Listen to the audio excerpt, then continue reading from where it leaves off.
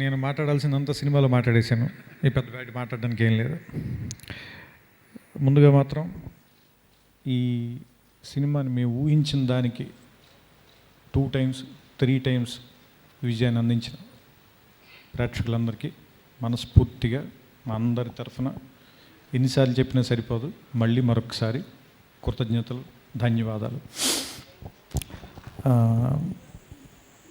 నేను ఈ సినిమాని స్టార్ట్ చేయడానికి ముందు నాకు ఇష్టమైన రైటర్ ఎద్దనపూడి సులోచనారాయణ గారితో దాదాపు ఒక 9 నెలల క్రితం నేను కలిసి మాట్లాడాను.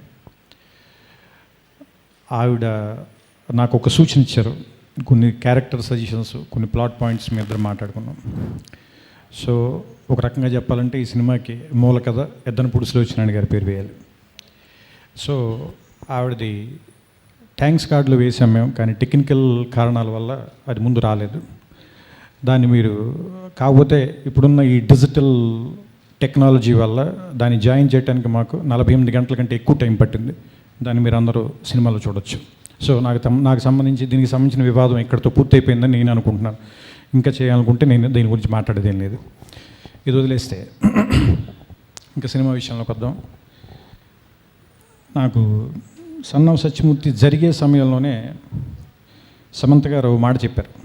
మేము come to the party Subbalakshmi పాట షూట్ చేస్తుండగా, నువ్వు నీ మెదడు ఎక్కువ వాడతావు సినిమాల్లో, నీ హృదయం ఎందుకు వాడవు?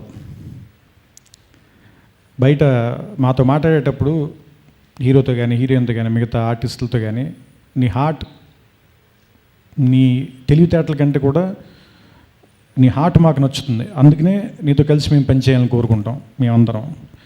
మరి అలాంటప్పుడు ఇదే హార్ట్ని నువ్వు సినిమాలో ఇంకా ఎందుకు ట్రాన్స్లేట్ చేయట్లేదు? అది ట్రై చేసి చూడు అన్నా.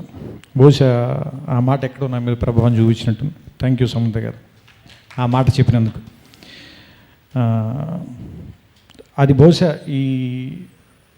ఇంత దూరం నేను రావటానికి, ఇంత రిస్క్ తీసుకోవటానికి నన్ను ముందుకు నడిపింది. ఇంకొకటి, నేను నితిన్ తోటి సన్ ఆఫ్ సత్యమూర్తి కంటే ముందు సినిమా చేయాలి. అప్పుడు నేను ఆయన ఎక్కడున్నారని శరత్మరావు గారిని కనుక్కోమని ఫోన్ చేయమంటే ఆయన స్పెయిన్లో ఉన్నాను. సరే, ఆయన స్పెయిన్ నుంచి వచ్చేలోపే ఈ సన్ ఆఫ్ సత్యమూర్తి తాలూకు మాటలు పూర్తి అయిపోయాయి. సో అందుకని నేను ఆయనకి ఒక సినిమా బాకీ ఉన్నాను. ఎందుకంటే నేను సామాన్యంగా మాట ఇవ్వడానికి ఇష్టపడను, ఇస్తే మాత్రం ఎలాగోలా దాన్ని నిలబెట్టుకునే ప్రయత్నం చేస్తాను. నాకు ఎక్కడో లోపల ఫీలింగ్ ఉండిపోయింది, నేను ఆయనతో సినిమా చేస్తానని చెప్పి వెనక్కి వెళ్ళిపోయానా అనే ఫీలింగ్ వచ్చిందా అని.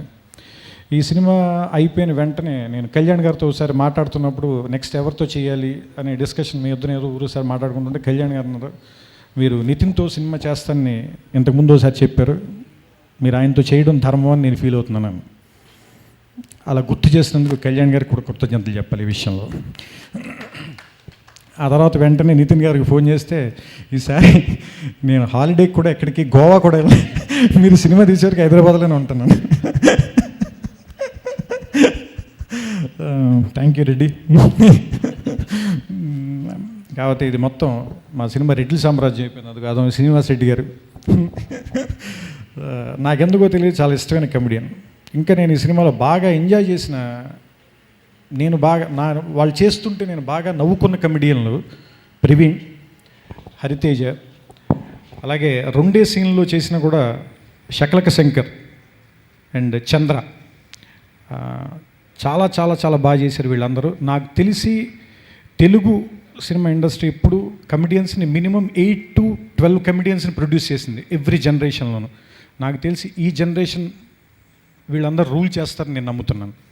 అండ్ నిజంగా అలా రూల్ చేయాలని బ్రహ్మానంద రేలంగ్ గారు వాళ్ళ తరం తర్వాత రాజబాబు గారు వాళ్ళ తరం, రాజబాబు గారు వాళ్ళ తరం తర్వాత బ్రహ్మానందం గారు వాళ్ళ తరం, ఆ తర్వాతి తరం తాలూకు వాళ్ళ దగ్గర నుంచి ఆ రిలే రన్నింగ్ రేస్ తాలూకు శ్రీనివాసరెడ్డి గారికి, ప్రవీణ్కి, హరితేజ్కి వీళ్ళందరికీ అప్పచెప్పారని నమ్ముతున్నాను నేను. అండ్ ఫైనల్గా ఈ సినిమాలో మాట్లాడుకోవాల్సిన నరేష్ గారు, one of his finest performances. And first day మేము షూటింగ్ చేసేటప్పుడు ఆయనకి చెప్పాను, ఒక టేక్ మేము దాదాపు 20 టేకులు చేసాం. ఒక షాట్ ఏంటంటే ఏదో బాల్ కింద పడిపోతుంది, అది తీయాలి, ఆ టైంకి ఆయన వెనక్కి వెళ్ళాలి, తర్వాత ఏమో సిగార్ తీసుకోవాలి, అది కట్ చేస్తుంటే కట్ అవ్వట్లేదు, సరే అది కట్ అయింది అనుకునే టైంకి ఏమో ట్రాలీ ఏదో చిన్న జర్క్ వస్తుంది. సో ఇవన్నీ కోఆర్డినేషన్ కుదిరేసరికి 20 టేకులు పట్టింది. నేను నరేష్ గారికి చెప్పాను, సార్ కొంచెం ఎక్కువ విసిగిస్తున్నట్టున్నాను, మీరు నన్ను క్షమించాలంటే ఆయన ఒకటే మాట అన్నాను, నువ్వు పొద్దున్న 7ంటికి పిలు, మళ్ళీ నెక్స్ట్ డే 7ంటికి పంపించు, నేను పని చేయబోతే అడుగు నీకన్నా. అండ్ ద వే హీ అంటే అంత సీనియర్ యాక్టర్ మాతోటి అంత ట్రావెల్ చేయడానికి అంత ఉత్సాహంగా ఉండటం మాకు ఎంతో ఆనందం ఇచ్చింది. ఇంకా నాకు ఇష్టమైన రావు రమేష్ గారి గురించి నేను చెప్పాల్సిన పని లేదు.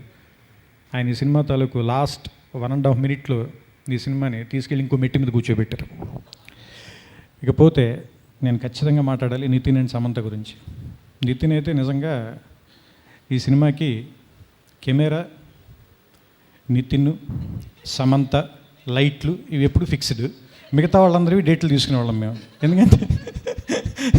ఎందుకంటే నేను ఎలాగో ఖాళీ, ఎప్పుడో ఒక సినిమా చేస్తాను నేను, నాకున్న బద్ధకం అనుకోండి, లేదంటే నా శక్తి అంతే అనుకోండి. ఇంక నితిన్ గారు ఏంటంటే సరే ఇప్పుడు మళ్ళీ ఏదైనా ఊరికి అలా ఊరెళ్ళి వస్తాను, ఫ్రెండ్ని చూసి వస్తానన్నా కూడా వీడి సినిమా తీయడం నేను భయంతో ఆయన అలా ఎక్కడికి వెళ్ళడం అనేసి ఇంట్లో కూర్చున్నాను. ముఖ్యంగా చెప్పుకోవాల్సిన సమంత గారిని. ఆవిడ ఈ ఇయర్లో తమిళ్లో తెరి విజయ్ తోటి వెరీ బిగ్ ఫిల్మ్ చేసింది. And 24 very technically complicated film. అంటే బోల్డ్ అని లేయర్స్, మాస్క్ షాట్లు, CG shot, each shot CG shot. అలాంటి సినిమా అది బాంబేలో జరుగుతుంది, ఒకటేమో చెన్నైలో జరుగుతుంది, పాండిచ్చేరిలో జరుగుతుంది. మా సినిమా ఏమో Hyderabad, Brahmotsavam, very big star cast ఉన్న సినిమా. ఇన్ని సినిమాలు హ్యాండిల్ చేస్తూ మాకు ఒక్కరోజు డేట్ ప్రాబ్లం చెప్పాల. మరి ఆవిడ ఎలా మేనేజ్ చేస్తుందో ఏంటనేది మరి ఆవిడకి లేదు. శ్రీనివాసరెడ్డి వైపు ఎవరో చూడొద్దు, అతను చెప్పి పట్టించుకోద్దు మీరు.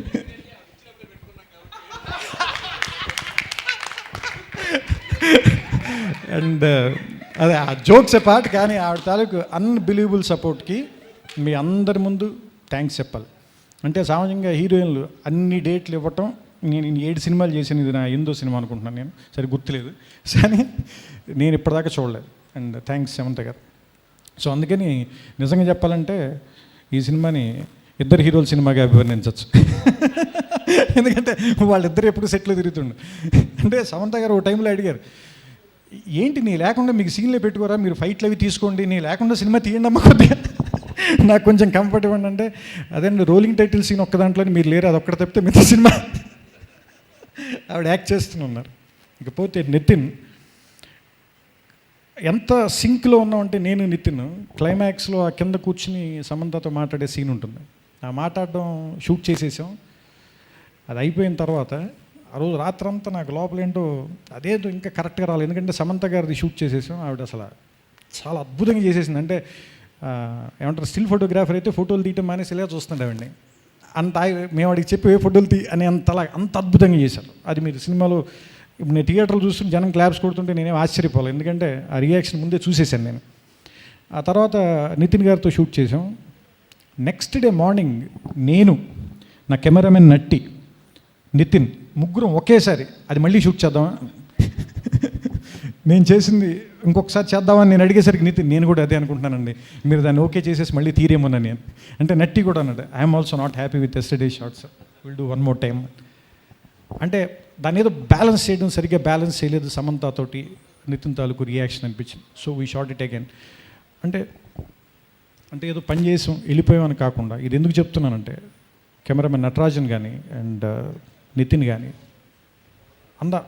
అంటే సినిమా అనేది ఇప్పుడు ఆయన మళ్ళీ నేను టీమ్ ఎఫర్ట్ అని చెప్తానంటాడు, కానీ కాదు, అలా కాదు, నిజంగానే టీమ్ ఎఫర్ట్ అది. ఎందుకంటే దాదాపు ఒక 10-15 మంది బలమైన వ్యక్తిత్వం ఉన్న వ్యక్తులు కూర్చుని పనిచేయాలి దాన్ని. సో అది చేయటానికి అందరూ ఒకే థాట్ ప్రాసెస్లో ఉంటే తప్పితే దాన్ని రిలీజ్ చేయలేము ఆ షాట్ని.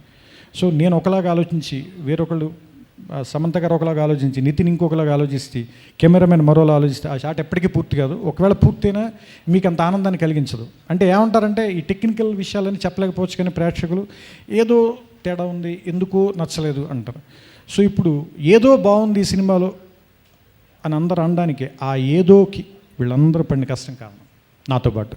సో అందుకని నా తరఫున ఇక్కడ స్టేజ్ మీద ఉన్న వాళ్ళకి, ఇక్కడ రావటానికి వీలు పడని కెమెరామెన్ నటరాజన్కి, తర్వాత మ్యూజిక్ డైరెక్టర్ మిక్కీ జే మేయర్ గారికి, ఎడిటర్ చంటి గారికి, ఇంకా మిగతా అందరు క్రాఫ్ట్స్లో ఉన్న వాళ్ళకి, అది వీళ్ళందరికంటే ముఖ్యంగా నువ్వు నీ ఇష్టం వచ్చినట్టుగా సినిమాది, నువ్వు ఎలాగైనా సినిమాది అని కథ చెప్పిన వెంటనే విని, కథని పూర్తిగా విని దాన్ని ఆనందించే సత్తా ఉన్నటువంటి, అలాంటి హృదయం ఉన్నటువంటి ప్రొడ్యూసర్ చిన్నబాబు గారికి అండ్ ఈ ఎగ్జిక్యూషన్లో మాకు వెనకాలే ఉండి నేను ఏది అడిగినా పరిగెత్తి పనిచేసిన ఎగ్జిక్యూటివ్ ప్రొడ్యూసర్ వంశీ గారికి అండ్ పిడి ప్రసాద్ గారికి అండ్ నా డైరెక్షన్ డిపార్ట్మెంట్ అందరికీ మనస్ఫూర్తిగా పేరు పేరున కృతజ్ఞతలు చెప్తూ, ఫస్ట్ టైం చూస్తాను రా ఇలాంటి అమ్మాయిని, మనసుకు మనసు, జాలికి జాలి, ఏజ్కి ఏజ్.